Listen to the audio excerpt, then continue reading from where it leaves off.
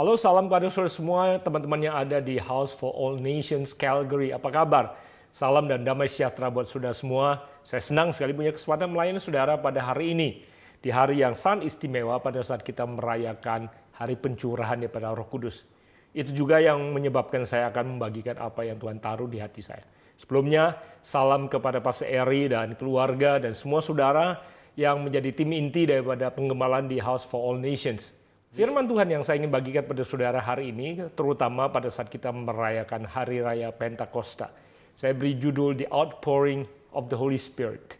Hari Raya Pentakosta adalah tentang pencurahan Roh Kudus. Dan bersama-sama kita akan belajar apa saja yang terjadi di dalam perayaan Hari Raya Pentakosta ini. Bukan hanya sebuah hari raya besar bagi kita sebagai orang percaya, tapi ada hal-hal yang signifikan terjadi melalui kehidupan kita. Dan itu yang Tuhan ingin lakukan. Mari kita belajar bersama-sama. Ada beberapa pelajaran berharga tentang pencurahan Roh Kudus yang kita akan pelajari. Untuk juga menolong kita fokus kepada apa yang paling penting dengan hadirnya Roh Kudus dalam kehidupan kita. Saya mulai dengan membagikan firman Tuhan yang diambil dari Kisah Para Rasul pasal kedua, ayat pertama sampai ayat keempat yang mencatat tentang kejadian pencurahan Roh Kudus 2000 tahun yang lalu. Dikatakan ketika tiba Hari Pentakosta, semua orang percaya berkumpul di satu tempat. Tiba-tiba turunlah dari langit suatu bunyi seperti tiupan angin keras yang memenuhi seluruh rumah di mana mereka duduk. Dan tampaklah kepada mereka lidah-lidah seperti nyala api yang bertebaran dan hinggap pada mereka masing-masing. Maka penuhlah mereka dengan Roh Kudus. Lalu mereka mulai berkata-kata dalam bahasa-bahasa lain, seperti yang diberikan oleh Roh itu pada mereka untuk mengatakannya. Nah, apa yang baru kita baca adalah pencatatan daripada kejadian pertama kali Roh Kudus turun memenuhi murid-murid Tuhan Yesus. Sudah tahu bahwa kita sudah membaca, setelah Yesus dibangkitkan, selama 40 hari sebelum Yesus naik ke surga, Yesus terus memberitahukan pada murid-muridnya, dan dicatat oleh Injil untuk kita baca semua, bahwa setelah dia pergi, dia tidak akan membiarkan kita sebagai orang anak-anak yatim. Dia akan memberikan pada kita seorang penolong yang lain. Namanya adalah Roh Kudus. Dan kemudian di Kisah Para Rasul pasal pertama juga dia katakan bahwa kalau dia datang, maka engkau akan menerima kuasa, dunamis. Kalau Roh Kudus itu datang dalam kehidupan kita. Dunamis dalam bahasa Yunaninya adalah kata yang bicara soal power, kuasa. Akar kata yang sama dipakai untuk kata dunamit, yaitu sumber alat peledak yang dunia masih kenal dan pakai sampai hari ini. So, dikatakan pada waktu Roh Kudus datang pada kita, kita sebagai orang percaya akan menerima kekuatan, kuasa untuk menjadi saksi, bukan hanya di Yerusalem, bukan hanya di Yudea, bahkan bukan hanya di Samaria, tetapi sampai ke ujung bumi. Nah, dikatakan bahwa pada saat Roh Kudus turun dikatakan, maka murid-muridnya mulai berkata-kata dalam bahasa yang lain. Bahasa roh adalah salah satu karunia yang kita sebagai anak-anak Tuhan terima pada saat Roh Kudus datang memenuhi kehidupan kita. Tetapi kita harus mengerti bahwa fokus daripada pencurahan Roh Kudus bukanlah hanya karunia yang Roh Kudus bawa dalam kehidupan kita. Nah, itu sebabnya saya membawa saudara semua untuk mengerti bahwa ada 3 hal penting yang perlu kita perhatikan di saat kita merayakan pencurahan Roh Kudus dalam kehidupan kita. Jadi 3 fokus daripada pencurahan Roh Kudus. Yang pertama adalah fokus pribadi Roh Kudus, the person of the Holy Spirit. Nah, kuasa daripada pencurahan Roh Kudus dalam kehidupan dunia ini adalah pribadi Roh Kudus, hadirnya Roh Kudus dalam kehidupan kita. Jadi fokus daripada pencurahan Roh Kudus bukanlah mengejar karunia daripada Roh Kudus. Walaupun kehadiran Roh Kudus dalam kehidupan kita membawa karunia-karunia rohani yang ada. Dikatakan di 1 Korintus pasal ke-12 ayat ke-4, ada rupa-rupa karunia, tapi hanya ada satu roh yang membawa karunia itu datang dalam kehidupan kita. Ada karunia iman, ada karunia menyembuhkan, ada karunia mujizat, ada karunia bernubuat, ada karunia membedakan bermacam-macam roh, ada karunia berbahasa roh sebagaimana yang dialami oleh murid-murid Tuhan Yesus pada saat mereka pertama kali dipenuhi oleh Roh Kudus. Kemudian ada karunia menafsirkan bahasa roh. Dan ada banyak karunia pelayanan lainnya yang dicatat di dalam 1 Korintus pasal ke-12, termasuk di dalam Roma pasal ke-12. Tetapi yang harus kita mengerti adalah fokus daripada pencurahan Roh Kudus bukanlah karunia itu sendiri, tetapi pribadi Roh Kudus yang adalah kuasa itu dalam kehidupan kita untuk menjadi saksi. Sayangnya hari-hari ini saya temukan ada begitu banyak orang Kristen yang mengejar pencurahan Roh Kudus karena mereka merindukan karunia-Nya saja. Mereka lupa bahwa yang harus mereka kejar adalah pribadi Roh Kudus yang perlu mereka miliki dalam kehidupan mereka. Kekristenan tidak akan pernah berubah, kehidupan kita tidak akan berubah kalau bukan karena pribadi Roh Kudus yang datang dalam kehidupan masing-masing. Dia adalah seorang pribadi. Dia adalah seorang pribadi yang hadir dalam kehidupan kita. Kehidupan kita berubah pada saat kita mengalami kehadirannya dalam kehidupan kita secara radikal dan nyata setiap hari. Saya temukan dalam kehidupan saya kemampuan saya untuk melepaskan diri dari semua ikatan, termasuk dosa yang saya pendam secara mendalam dan saya rahasiakan. Hanya bisa saya bebas pada saat saya menyadari bahwa Roh Kudus ada di dalam saya. Dia tinggal di dalam saya 24 jam sehari. Pada saat saya menyadari, sebagaimana 1 Korintus 3:16 katakan bahwa tidak tahukah engkau bahwa tubuhmu adalah bait Roh Kudus. Pada saat saya sadar bahwa Roh Kudus tinggal di dalam saya dan dia tidak pernah meninggalkan saya. Pada saat saya mengalami pengalaman pribadi akan kehadiran Roh Kudus dalam kehidupan saya, kehidupan saya berubah, doa saya berubah, perjalanan iman saya berubah, dan bahkan kuasa untuk menaklukkan dosa berubah. Karena saya tidak lagi berusaha untuk mengalahkan semua dengan kekuatan saya sendiri. Tapi karena kekuasaan daripada Roh Kudus itu yang ada dalam saya. Saya masih ingat waktu itu setelah saya lama bertobat, saya masih diam-diam seringkali merokok. Saya masih ingat saya ikut sebuah retreat. Walaupun saudara saya aktif melayani, saya jadi panitia, saya ikut memimpin bahkan. Tapi tidak seorang pun yang tahu bahwa saya masih diam-diam merokok. Saya masih ingat waktu itu saya masih kuliah di Jerman. Setiap kali ada break session, saya lari ke belakang hutan karena retreatnya ada di daerah terpencil. Di tengah-tengah pohon atau di antara hutan yang ada, saya kemudian keluarkan rokok saya dan diam-diam saya merokok. Saya merasa berkata bahwa Tuhan saya sudah serahkan begitu banyak hal. Dulu saya minum, dulu saya berjudi, kehidupan saya berantakan. Saya sudah tinggalkan itu semua, tapi sepertinya yang satu ini masih berat sekali untuk saya tinggalkan. Udahlah, biarkan saya seperti itu. Saudara, berulang kali dengan kekuatan saya sendiri, saya mau putuskan kuasa rokok itu. Tapi saya sadar bahwa saya hanya bisa bertahan sebentar. Penguasaan diri hanya bisa bertahan sebentar. Hingga saatnya di mana saya dipenuhi Roh Kudus. Pada saat saya mengalami kepenuhan Roh Kudus. Sejak hari itu keintiman bersama dengan Tuhan berubah. Saya tahu bahwa saya tidak lagi hanya hari Minggu datang menyembah Dia yang ada di nan jauh di sana. Tapi Dia ada bersama dengan saya setiap hari. Doa saya malam juga berubah. Doa saya bangun pagi berubah. Perjalanan saya setiap hari berubah. Cara saya belanja berubah. Cara saya kuliah berubah. Cara saya berpacaran berubah. Cara saya melayani juga berubah. Karena saya tahu bahwa saya tidak lagi membuktikan kepada seseorang yang ada di luar sana.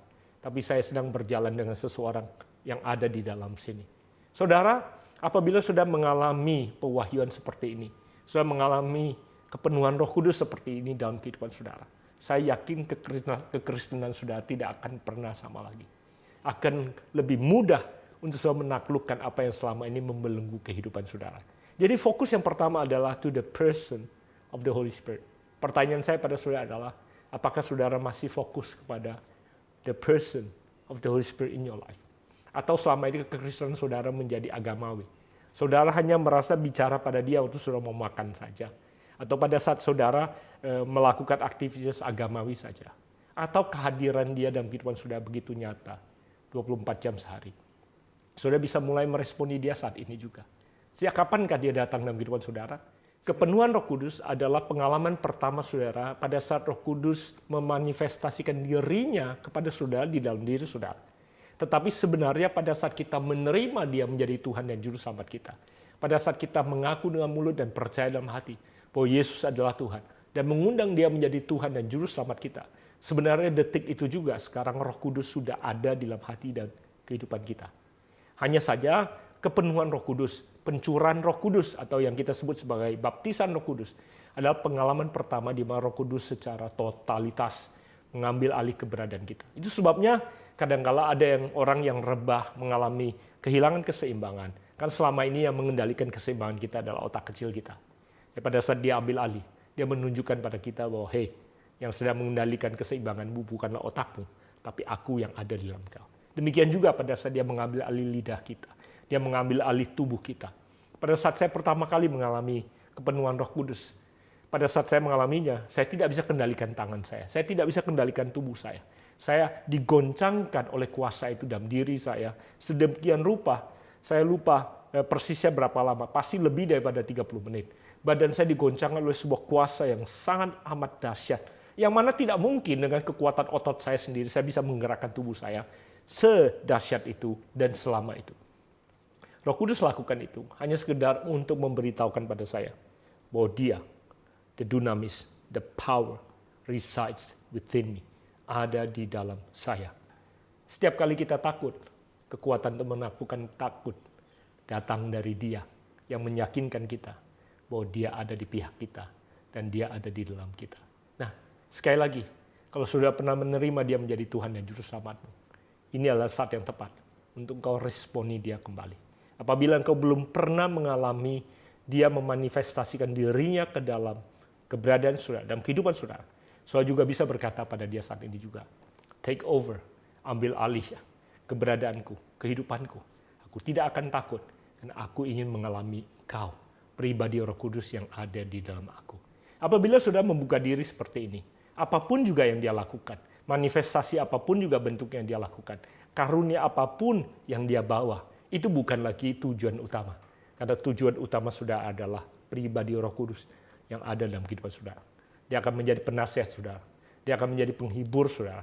Dia akan menjadi penolong di dalam keberadaan saudara. Dan saya percaya hidup saudara tidak akan pernah sama lagi.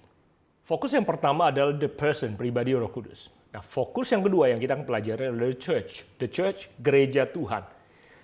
The result of the outpouring of the Holy Spirit is the establishment of the church. Hasil daripada pencurahan Roh Kudus adalah berdirinya gereja mula-mula. Transformasi yang dialami oleh murid-murid Yesus menyebabkan gereja mula-mula lahir. Saudara, murid-muridnya yang tadinya ketakutan dan lari pada saat gurunya disalibkan, Petrus yang bahkan menyangkali gurunya 3 kali sebelum ayam berkokok sebagaimana Yesus nubuatkan, kemudian karena mereka dipenuhi oleh Kudus, dipenuhi oleh kuasa, saudara tahu dan saudara membacanya bahwa kemudian mereka mulai berkhotbah dan Petrus berkhotbah dan 3.000 orang memberi diri mereka untuk dibaptis. Dan pada saat itulah gereja mula-mula dilahirkan. Jadi kalau kuasa pencurahan itu adalah pribadi Roh Kudus yang datang, maka hasil daripada pencurahan Roh Kudus yang pertama adalah berdirinya gereja. Nah, itu sebabnya sebagaimana apa yang dialami oleh gereja mula-mula atau murid-muridnya waktu mereka penuh Roh Kudus, kemudian mengalami transformasi kehidupan, maka kunci daripada pencurahan Roh Kudus adalah transformasi kehidupan. Saudara dan saya yang mengalami kepenuhan Roh Kudus, mengalami pencurahan Roh Kudus dalam kehidupan kita, harus bisa menghasilkan transformasi atau harus bisa mengalami transformasi yang menyebabkan lahirnya komunitas, lahirnya kehidupan dan dampak yang ada di sekitar kita. Yesus berkata bahwa kita ini adalah garam dan terang. Garam dan terang tidak ditempatkan di dunia ini untuk tidak berfungsi. Garam harus berfungsi. Apabila garam tidak asin, maka dikatakan apa gunanya selain dibuang dan diinjak-injak orang. Nah, saya ingin membawa saudara kepada perhatian pada apa yang Yesus katakan tentang garam sebentar. Pada umumnya, kita membaca garam dan kita menafsirkan garam dan fungsi sebagai rempah atau sebagai penyedap rasa, spices, dan yang berikutnya adalah sebagai preservatives yang menghentikan kebusukan. Tapi saya ingin membawa saudara kepada perhatian kepada apa yang Lukas tuliskan di sini, Lukas pasal ke-14, ayat 34 dan 35 bicara tentang garam. Sedikit lebih jauh daripada sekedar spices or preservatives. Dikatakan garam memang baik, tetapi jika garam juga menjadi tawar, dengan apakah ia diasingkan? Tidak ada lagi gunanya baik untuk ladang maupun untuk pupuk. Dan orang membuangnya saja. Siapa mempunyai telinga untuk mendengar, hendaklah ia mendengar. Nah, di sini Yesus memberikan ilustrasi tentang garam yang berguna untuk ladang maupun untuk pupuk. Nah, saya tidak akan memperpanjang tentang latar belakang daripada konteks ini, tapi saya mau langsung straight to the point memberitahukan pada saudara apa yang Lukas coba gambarkan tentang kegunaan daripada garam. Selain spices atau sebagai penyedap rasa dan preservatif yang menghentikan pembusukan, garam di sini dikatakan tidak ada gunanya kalau garam itu tawar untuk ladang maupun untuk pupuk. Jadi ada dua fungsi garam yang mungkin tidak banyak di antara kita mengerti. Saya mempelajari ini dari apa yang seorang hamba Tuhan David Paulson ajarkan. Dia katakan bahwa di sini konteksnya garam sangat dimengerti oleh orang Israel atau orang Yahudi pada waktu itu. Karena selain untuk spices, untuk penyedap rasa dan untuk preservatif, dikatakan di sini juga untuk ladang dan untuk pupuk. Jadi ada dua fungsi garam yang mungkin tidak banyak kita tahu selain untuk spices dan untuk preservatif, yaitu untuk sterilizer dan fertilizer. Jadi sterilizer untuk mematikan hama dan mematikan semua tanaman yang tidak perlu tumbuh. Dan sebagai fertilizer, pupuk, untuk menumbuhkan apa yang ditanam yang perlu tumbuh. Jadi sekali lagi, garam selain untuk penyedap rasa dan untuk menghentikan pembusukan, garam yang dipakai untuk tanah adalah untuk menghentikan tumbuhan atau tanaman yang tidak boleh tumbuh, dan untuk menyuburkan apa yang harus tumbuh dengan suburnya. Apabila kita melihat garam yang dipakai di tanah, Lukas memakai itu the salt of the soil, bukanlah garam yang kita taburkan di makanan. Karena garam yang ditaburkan di makanan tidak akan banyak jumlahnya dan tidak akan kelihatan. Tapi garam yang ditaburkan di tanah perlu significant quantity, perlu jumlah yang cukup signifikan untuk bisa sterilize tanah, demikian juga untuk fertilize tanah. Jadi dalam konteks ini dibutuhkan jumlah yang cukup besar garam untuk bisa berdampak bagi tanah. To salt the soil. Nah itu sebabnya saya percaya saudara dan saya yang dipenuhi Roh Kudus juga diutus sebagai garam yang sudah diberikan kuasa untuk mempengaruhi dunia sekitar kita. Kita bisa berfungsi sebagai sterilizer, menghentikan kejahatan yang tidak boleh bertumbuh, dan kemudian juga to fertilize kebaikan yang sekitar kita yang harus terus bertumbuh. Itu sebabnya saya yakin diperlukan jumlah kuantiti garam yang signifikan untuk bisa mempengaruhi sebuah masyarakat. Saya percaya Tuhan ingin menempatkan kita in a significant quantity supaya kita bisa mempengaruhi komunitas dan lingkungan dimanapun kita berada. Nah, saudara tahu bahwa garam tidak ada gunanya kalau garam hanya ada di tempatnya saja. Garam harus ditempatkan atau ditaruh di tanah, di komunitas yang ada, supaya dia dapat berfungsi. Itu sebabnya Tuhan berkata, aku tidak meminta kepada engkau Bapa untuk mengambil mereka dari dunia, tapi engkau berdoa supaya engkau melindungi mereka di dunia. Itu sebabnya Tuhan ingin menempatkan kita dimanapun kita berada, untuk kita bisa menjadi dampak. Itu sebabnya Roh Kudus ada di dalam kita, supaya penolong, supaya pembantu, supaya pelindung, termasuk penghibur. Walaupun kita seperti domba diutus ke tengah-tengah serigala, tapi kuasa itu ada di dalam kita. Kalau dia ada di pihak kita, siapakah yang dapat menjadi lawan kita? Karena dia yang ada dalam kita lebih besar daripada dia yang ada di dunia ini. Amen. Saya percaya that power resides within you untuk menjadikan engkau garam dan terang. Dampak, to be the salt of the soil, dimanapun juga Tuhan tempatkan kau berada. Jadi izinkan saya rangkumkan sekali lagi. Fokus yang pertama adalah the person of the Holy Spirit. Fokus kita adalah pribadi Roh Kudus yang adalah kuasa itu dalam kehidupan kita, bukan karunia-Nya saja. Fokus yang kedua adalah the church, dampak daripada transformasi kehidupan. Karena Roh Kudus datang dalam kehidupan kita, maka kita menjadi garam dan terang.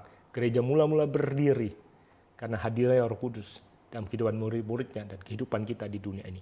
Fokus yang ketiga, mari kita baca Kisah Para Rasul pasal kedua kembali, lanjutan ayat ke-5 sampai ayat ke-8. Ini akan memberikan pada kita fokus yang ketiga daripada pencurahan Roh Kudus. Dikatakan waktu itu di Yerusalem diam orang-orang Yahudi yang saleh dari segala bangsa di bawah kolong langit. Ketika turun bunyi itu, berkerumunlah orang banyak. Mereka bingung karena mereka masing-masing mendengar rasul-rasul itu berkata-kata dalam bahasa mereka masing-masing atau mereka sendiri. Mereka semua tercengang-cengang dan heran, lalu berkata, bukankah mereka semua yang berkata-kata itu orang Galilea? Bagaimana mungkin kita masing-masing mendengar mereka berkata-kata dalam bahasa kita sendiri, yaitu bahasa yang kita pakai di negeri asal kita. Dikatakan pada waktu kejadian itu 2000 tahun yang lalu di Yerusalem, dikatakan bahwa berkumpul ada orang-orang Yahudi dari segala bangsa di kolong langit, datang kembali, mereka kembali ke Yerusalem. Dikatakan bahwa pada saat rasul-rasul itu dipenuhi Roh Kudus dan berkata-kata dalam bahasa yang tidak mereka mengerti. Dikatakan mereka, orang Yahudi yang berasal dari bangsa-bangsa yang di bawah kolong langit ini mendengar rasul-rasul murid Yesus berbahasa dari bahasa asal di mana mereka datang. Saudara, bahwa bahasa roh adalah bahasa yang tidak mereka pelajari secara akal. Bagi murid-murid Yesus, apa yang mereka ucapkan itulah bahasa roh, karena rohlah yang memberikan kata-kata bagi mereka. Namun apa yang mereka ucapkan itu adalah bahasa asal bagi banyak bangsa yang berkumpul di situ. Apa fokus dan pelajaran yang dapat saya tarik di sini? Pencurahan Roh Kudus akan membuat kita bisa dipahami dan dimengerti oleh dunia. Dampak daripada pencurahan Roh Kudus adalah dunia sekitar kita dapat memahami kehidupan kita. The impact of the outpouring of the Holy Spirit is that we are understood by the world around us. Pada saat Roh Kudus memenuhi kehidupan kita, harusnya dunia sekitar kita bisa memahami dan mengerti kita. Banyak orang Kristen dipenuhi Roh Kudus, bukannya tambah dimengerti dunia, tambah bikin bingung dunia.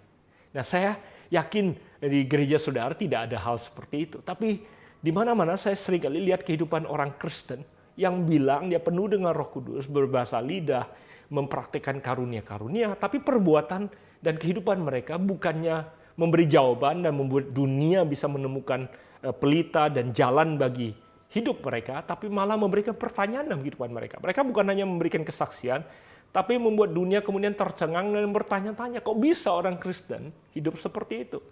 Tapi yang kita baca di sini adalah bahwa pencurahan Roh Kudus membuat dunia bisa memahami bahkan apa yang murid-muridnya sendiri tidak pahami. Dunia sekarang ini sedang berhadapan, terutama di tengah-tengah pandemi ini, berhadapan dengan begitu banyak hal yang unknown. Dunia sedang kebingungan. What is going to happen next? Dunia sedang berhadapan dengan uncertainties, ketidakpastian. Kan tidak ada yang bisa memastikan apa yang akan terjadi hari esok. Demikian juga dunia dengan sulitnya berhadapan dengan the unexpected. Karena mereka sedang tidak siap menghadapi apa yang akan terjadi.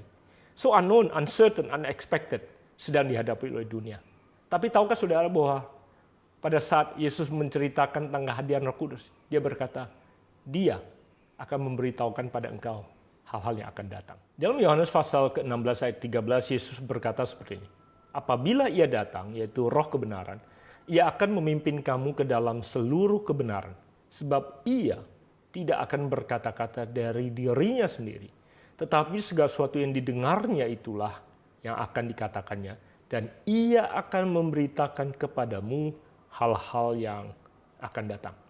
Semua pertanyaan yang ada di dalam pikiran dunia sudah Yesus janjikan bagi kita semua melalui keberadaan Roh Kudus yang ada di dalam kehidupan kita. Kita sebagai orang percaya, kita diberi kuasa dan pribadi itu tinggal dalam kita. Transformasi kehidupan kita dan dampak daripada pencurahan Roh Kudus inilah yang harusnya membuat kehidupan kita bisa dilihat oleh dunia. Sehingga dunia mendapatkan pemahaman, pengertian, dan bahkan pewahyuan. Sehingga kita bisa identify the unknown yang ada di depan kita. Kita bisa confront the uncertainties, hal-hal yang tidak pasti, berani kita hadapi, karena kita punya Roh Kudus yang ada di dalam kita. Termasuk kita bisa overcome the unexpected. Saudara, kita tidak bisa menghadapi the unexpected tanpa kuasa dan anugerah Roh Kudus dalam kehidupan kita. We live by His grace yang ada bersama dengan kita.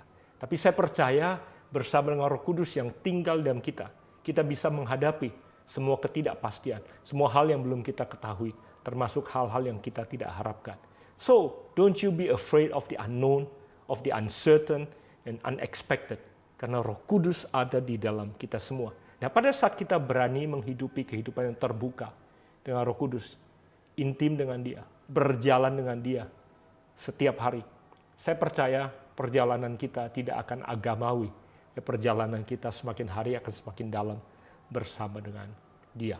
Dan pada saat itu terjadi, saya percaya sebagaimana apa yang dicatat di Kisah Para Rasul, di mana dunia sekitar mereka memahami dan bisa mengerti apa yang Tuhan lakukan dalam kehidupan murid-muridnya.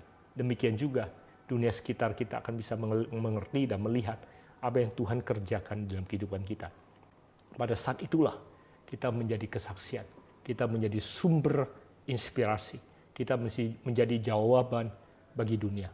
Unfortunately selama ini banyak orang Kristen hanya fokus menghidupi atau mengejar karunia saja. Mereka mengejar bahasa, mereka mengejar nubuatan, mereka mengejar karunia, mereka mengejar mujizat. Mereka mengejar karunia itu membedakan roh. Tidak ada salahnya semua dengan karunia itu. Karena Tuhan ingin kita menghidupi dan melayani karunia-karunia itu. Tapi fokus kita bukan hanya kepada karunia saja. Karena karunia adalah hadiah. Namanya juga karunia. It's a gift. Yang Roh Kudus bawa pada saat Roh Kudus datang dalam kehidupan kita. Tetapi Alkitab berkata, Tuhan mengharapkan dan menginginkan untuk kita hidup berbuah. It is the fruit of the Spirit yang Tuhan inginkan, yang akan dunia lihat. Dan akan membuat dunia bisa mengerti apa yang Roh Kudus lakukan dalam kehidupan kita. Galatia 5 ayat 22 mencatat, tetapi buah roh itu ialah kasih, sukacita, damai sejahtera, kesabaran, kemurahan, kebaikan, kesetiaan, kelemah lembutan, penguasaan diri. Dan ditutup dengan kalimat berkata, tidak ada hukum yang menentang hal-hal itu. Dengan kata lain, tidak ada hukum dan tidak ada seorang pun di dunia ini yang akan menentang buah-buah roh ini. Saudara, yang dunia perlukan adalah orang Kristen yang berbuah. Itu sebabnya saya seringkali berkata kepada teman-teman yang ada di sekitar saya di JBCC. Saya berkata bahwa dunia akan memuji Tuhan dan mengagumi Tuhan dalam kehidupan kita pada saat mereka melihat perbuatan kita yang baik. Sebagaimana Matius pasal 5 ayat 16 katakan. Pada saat kita membuktikan bahwa kita hidup dalam kasih, sukacita, penguasaan diri, lemah lembut, setia, murah hati, dan baik lakukan kebaikan. Buat apa kita fasih berbahasa lidah, tapi kita kasar berbahasa Indonesia? Betul nggak, saudara? Buat apa kita bilang kita punya karunia menafsirkan bahasa roh atau membedakan roh yang berbeda-beda, tetapi kita tidak sabar dalam kehidupan kita? Buat apa kita punya hikmat dan bisa menafsirkan bahasa malaikat sekalipun kalau kita tidak setia dalam kehidupan kita?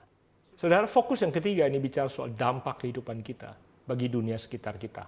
Dan saya berdoa bahwa kepenuhan Roh Kudus, pencurahan Roh Kudus dalam kehidupan kita akan menghadirkan dampak ini dimanapun juga Tuhan tempatkan engkau berada. Untuk menutup apa yang kita pelajari hari ini, mari kita pejamkan mata kita sebentar, House for All Nations. Dimanapun kau berada, dimanapun kau menyaksikan ini, apabila engkau belum pernah punya encounter with the Holy Spirit, kau pernah mengundang dia mungkin sebagai Tuhan dan Juru Selamat usaha pribadi, percaya Yesus adalah Tuhan, tapi engkau belum pernah mengalami apa yang saya katakan. You never had an encounter with Holy Spirit. Saat ini saudara bisa buka diri saudara untuk berkata bahwa I know Holy Spirit, you live inside of me. Engkau ada di dalam aku. I'm opening up myself. I won't be afraid. Aku tidak akan takut. Why don't you take over, Holy Spirit? Take over my whole being, my life, my future. I surrender to you.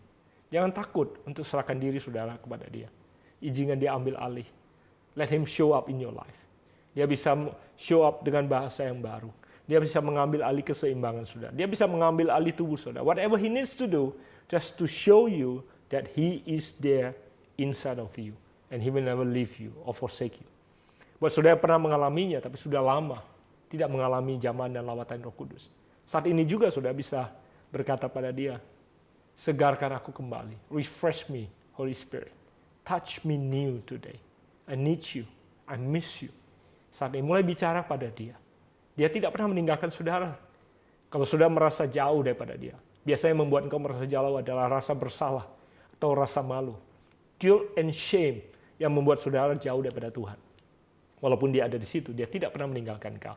Rasa bersalah dan rasa malu yang kemudian condemn you, yang menuntut dan menuduh engkau, yang membuat engkau merasa jauh daripada Tuhan. Dosa membuat kita jauh daripada Tuhan. Padahal dia tidak pernah meninggalkan kita.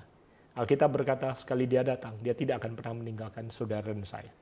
Saat ini di mana kau berada, open up your heart. Dia bisa hadir sekali untuk menjamah kehidupan saudara. Saya percaya pada saat pengurapan ini datang, dia akan membuat kehidupanmu bisa dimengerti oleh dunia sekitarmu. Sebabnya, I release these blessings upon you. Apapun yang menjadi profesimu, kau dokter, kau arsitek, kau lawyer, kau ibu rumah tangga, or you still a student, apapun yang kau kerjakan, percaya bahwa pencurahan Roh Kudus ini akan mengurapi engkau, menjadikan engkau jawaban bagi dunia, problem solver wherever you are, dan Tuhan akan memakai kehidupan saudara menjadi berkat dimanapun juga Tuhan tempatkan kau berada, especially di Calgary, Canada. Lord, I speak these blessings upon House for All Nations, untuk Pastor Eri dan seluruh keluarga yang ada. And everyone there, I speak these blessings upon them, and I release these blessings only in the name of Jesus Christ. Amen and amen. So I hope to see you all again, House for All Nations. Tuhan Yesus memberkati.